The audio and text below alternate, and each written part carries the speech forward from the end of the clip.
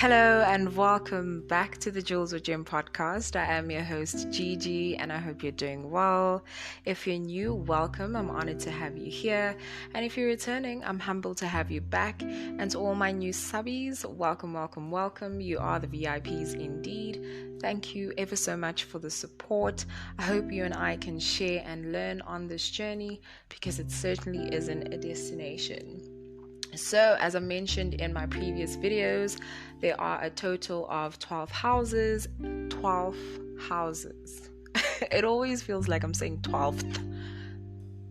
But yeah, 12 houses, and each house is basically a segment or an area of life. Each house has a ruler, and that ruler could be any of the 12 zodiac signs. And the fifth house is the fifth house. The fifth house is the fifth house. I don't know what's going on with me today. Okay, so the fifth house is the house of fun, but of course we can't always be about, all play with no work, right? I'm aware that with, fifth house, things tend to get a bit overboard. And it's almost like you just don't know when to stop. It's just constant fun times. And there's never really a line drawn because it's a fun house. So, the creativity is off the charts. It's off limits. There's virtually no limits. Literally, there's no boundaries. So everything is just a good time. There's really no seriousness about it, which... this is the part rather where the sixth house comes in, because the sixth house is that part within our chart that gives us discipline. It's associated with the planet Virgo. So it goes a little something like this, right? Okay, no more alcohol because you're going to damage your liver. Drink more water to ensure your kidneys remain healthy. Let's do a body scrub for smooth, supple skin. What does your day look like? Okay, you have a coffee date with Brian, lunch with Brad, and supper with the fam. Your daily chores are to clean your room, the house, do some gardening, pick up some groceries, plan what's for supper. And I kind of hope that with everything that I've said, you've kind of picked up on the Virgo vibes, because that's exactly what I intended. Virgo is the ruler of the sixth house and represents our daily habits or routine, like our work life, our health, and is also the house of, let's get real, as I'd like to call it.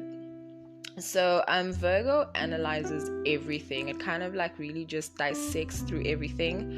And I've also mentioned in my Virgo energy video that it rules over the pancreas, and the pancreas is that part of our bodies that filters out our food and retains all of the good stuff. For example, all of the vitamins, all of the minerals, and kind of chucks out or filters out everything else, so that we can keep all the good stuff. So essentially, Virgo examines their lives and those around them, of course, and they always try and ensure that everybody's kind of on the right track, health-wise, life-wise, and in every other way, because remember, it's also the sign of of service. So you're constantly in a position to be of service to other people, to be of service to yourself. I think that's especially important, because I think with Virgo, because it's an earth sign, it's naturally inclined to want to help other people. But I think it's really important to sort of internalize that energy sometimes and help themselves and heal themselves, so that they're not really projecting any criticism that they might be feeling about themselves onto other people. I think that could be one of the things that is important about them, because they can really be harsh on others. And, it can be very problematic. I mean, I have Virgo in my fifth house. So when it comes to my child, when it comes to my hobbies, when it comes to my creativity, I like to be very structured. I like to know, okay, this is what I'm doing today. I'll be recording, five audio files. I need to create my thumbnails. I really like to have a way that I do it, and if I don't do it that way, then it kind of throws me off. It makes me feel like I haven't planned enough and that kind of thing. And then when it comes to dating, it's a little bit more trickier because now I'm so picky, and I feel that certain things should be in place before we can even go any further. I really have issues with grammar because it's really important to me. I mean, I love communication. I'm a Gemini moon, so these things are important to me.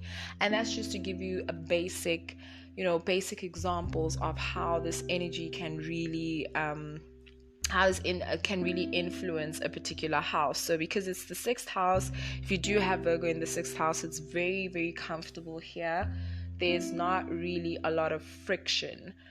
But now I have Libra in the 6th house, and of course I will delve more into detail about that. But yes, they will definitely want to I wouldn't say control, but they do want people to kind of know what they're supposed to be doing. Like this is very prominent with earth signs. Earth signs like knowing that people know what they're supposed to be doing, because they know that they're going to be doing it anyway automatically. So everybody should kind of be on the same page. They don't really like people that kind of just linger and not know what to do or not know what's going on. So yeah, that's very important to note with Virgo energy. But I think it's also just because they just want the best for the people around them, and they also believe that they have the knowledge to kind of help people along their path, kind of help people heal, kind of help people have a better perspective about things or about themselves or about their lives or whatever it is that they may be going through. They are the perfect people to really go to when you need their help,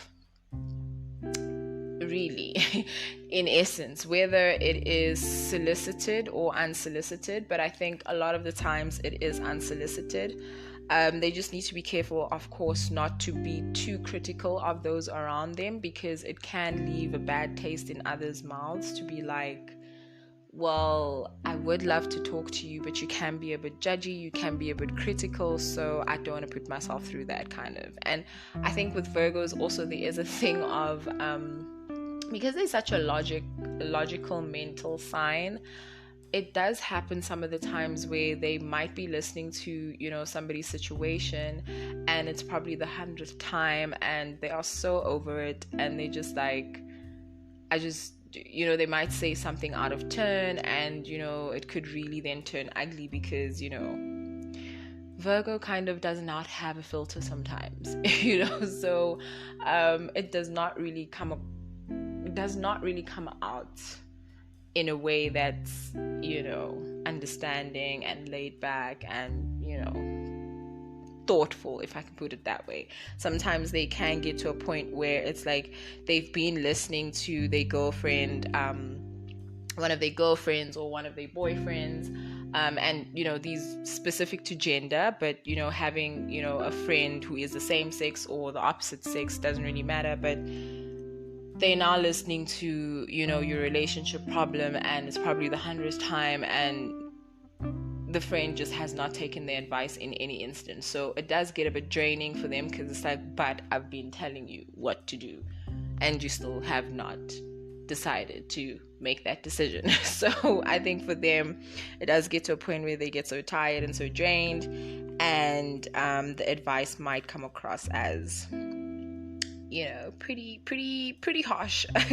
So having said all of that, the 6th house really plans, really organizes, questions and evaluates things. I think anything,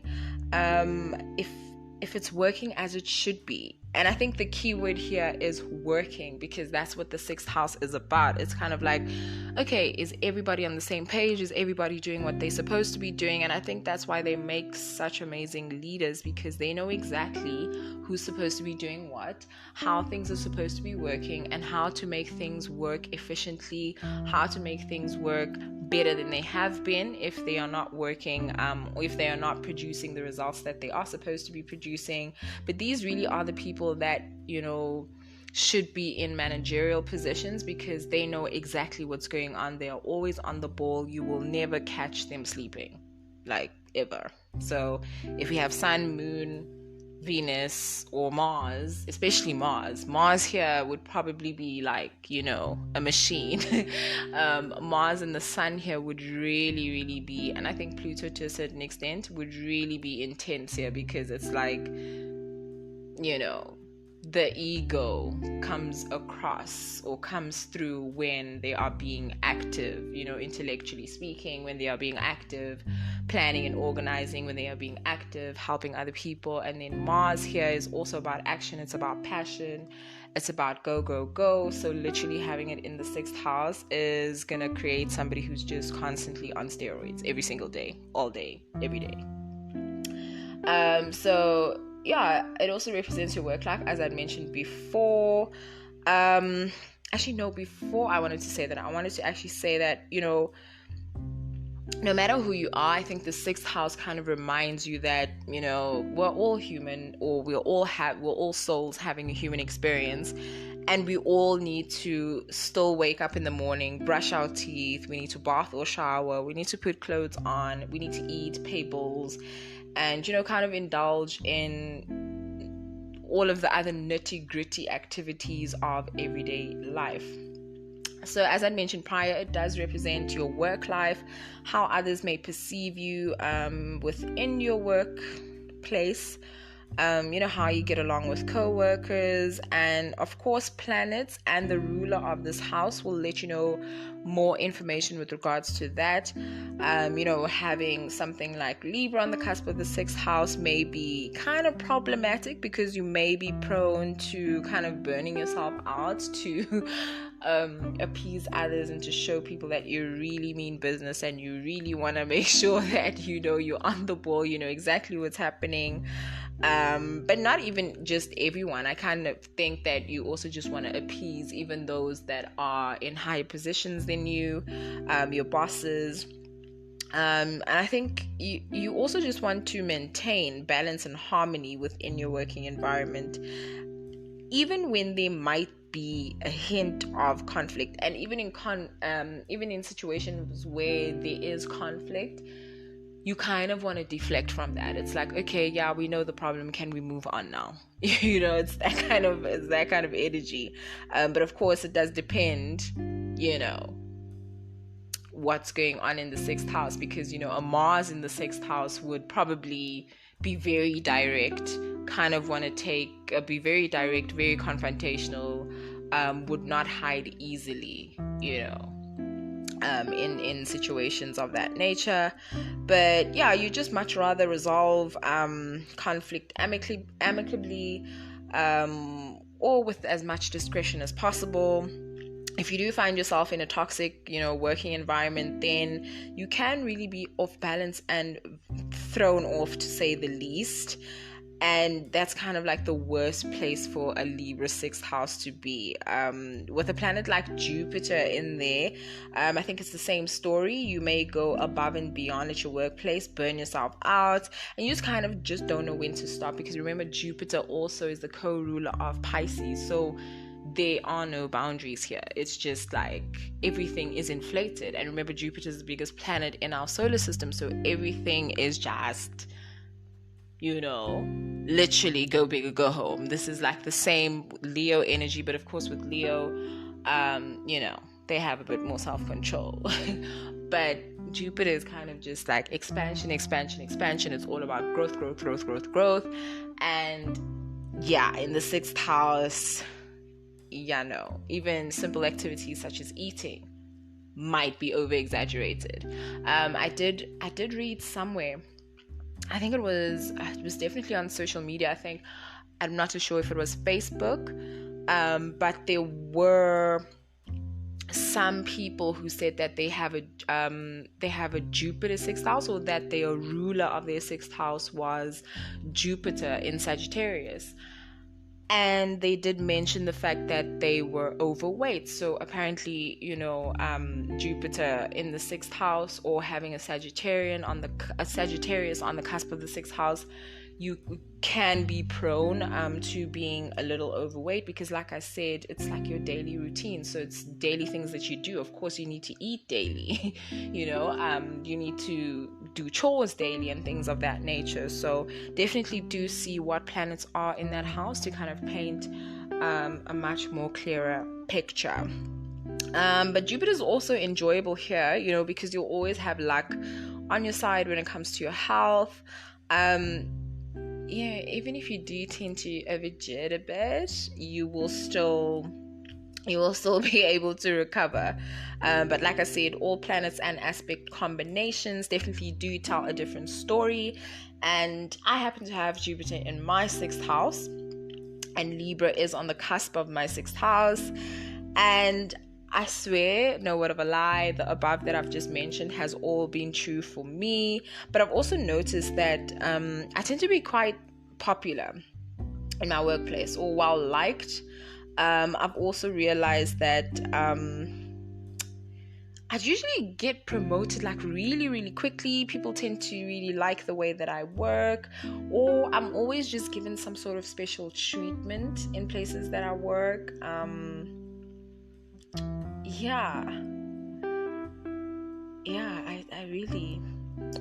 I think, you know, having Libra here kind of also makes me a bit lazy when it comes to chores, but eventually I just get fed up. I'm just like, okay, I just need to do them, because I have a Gemini moon. So I do tend to be quite restless when I'm in spaces that aren't really cleanly or clean, because, you know, that kind of does mess up with the way that I think. And it's not good vibes. So I eventually just get up and do them. So I cannot stand being in spaces that are not clean, or at least there needs to be a method to the madness, basically, if I can put it that way. So, you know, even in my health, sometimes I find that I'm like, okay, I'm really unhealthy. I think over the weekend I really did pig out a bit, and it's almost like I can literally feel the weight gain by Monday morning, you know. But even though I'd be thinking that I'm unhealthy, when I go to doctor's visits and things of that nature, oddly enough, it's always just such a ball. It's always, you know, it's never like, oh my gosh, you know, like, it's not something that I dread, and it's not something that I enjoy either. It's just kind of like I'm in the middle. But I usually do get positive feedback when I do doctor's visits. You know, that could be a Jupiter thing, I'm not too sure. Could be a Libra thing, I don't know. But even with, like I said, with eating and drinking, and I think any habit actually, I tend to go a bit too far, but then I still have that little bit of hope. That's that Jupiter thing, though. Jupiter always just Jupiter always, you know, gives you that thing of, oh no, you're gonna be fine. You know, it's always positive vibes with Jupiter. So even though I may overdo it a bit, I still have that, you know, that inner knowing that, oh no, man, I'm gonna be fine. Because remember, Jupiter also represents intuition. So a lot of it, like I said, it's a co-ruler of Pisces, and as we all know, Pisces is one of the most intuitive signs as far as, you know, being psychic and clairvoyant and all of the other clairs. I have no idea which one of the others. Actually, I do know of them, I just don't know how to pronounce them, you know, right now on this podcast. But it does give you a sense of intuitive knowing and inner knowing that, you know what, everything is going to be fine no matter what is happening. I've also found that with jobs, I tend to get like jobs really quickly, or even if I don't have a job, I'll always find something to do. And most of the time I really get quite fortunate in those situations. So it really just depends, like I said, on the aspects, but my experience has been pretty positive. I've also found that people in my workplace do tend to find me attractive, and they're trying to shoot their shots more often than not, which sometimes I don't appreciate because I don't like mixing business with pleasure. So it does get a bit annoying, but you know, we always appreciate the love no matter where it comes from. I also feel like people tend to want to do things for me, especially people in higher positions. Like people in higher positions will always try and compliment me, or they'll say things like, oh no, you'd be so amazing on our department, or they really just do give me advice when it comes to my career, in a sense. But I also think that my Venus, because Venus is in the 10th house and Venus is the ruler of Libra as well, I think this could be why people tend to do that a lot. So yeah, this placement does make me feel like I get a lot of favoritism, or even sometimes unwanted attention. Sometimes it is wanted. I'm not even gonna lie, but sometimes I do feel like favoritism. There's a lot of favoritism here, which can be uncomfortable because, it's in Libra and we like things to be balanced. We like harmony. So technically you just want to get along with everyone. But like I said, check your aspects to paint the bigger picture. And as much as self-care is a new phenomenon, 6th house is literally the house of self-care. This is the house where we establish our boundaries, which is the complete opposite of the 12th house, where we just have no boundaries. It is the spiritual house. It is the house of the unknown, the unseen. I even said in my other 12th house, the 12th house video and the Pisces video, that honestly I think it's really unfair for astrologers or anyone really to try and figure out what is the 12th house, because honestly, if it's the house of the unconscious, if it's the house of the unseen, how can we really know what's there, right? So this is really the house that can really help us cultivate who we really think we are, or even strive to be. This is the house that gives you, a higher or more established sense of self. Since Virgo is a healer and rules the 6th house, it can also show where you heal others and yourself, as well as it is the house of, service to others as well. The 12th house is the opposite house and is ruled by Neptune and Jupiter and represents the sign of Pisces. So in essence, the 6th house really helps us to get aligned with our purpose, I think, as well, to a certain extent. It's in our servicing of others. Servicing a word? I think it could be. But it's in our servicing of others and healing of ourselves and others and our shadow selves that we actually get an opportunity to connect with whom we are meant to be, or at least work towards some sort of alignment with our greater purpose.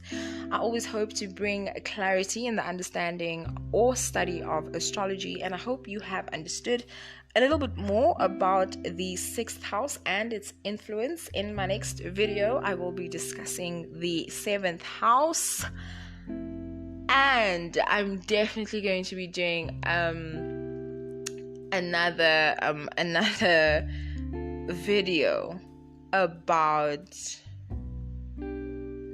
frequencies. I came across this amazing post on TikTok, and I was so inspired, and I'm like, yes, I'm definitely going to do it. So I think I'm going to try and squeeze it in before I finish all of the houses, because trust me, the excitement levels are just beyond me right now.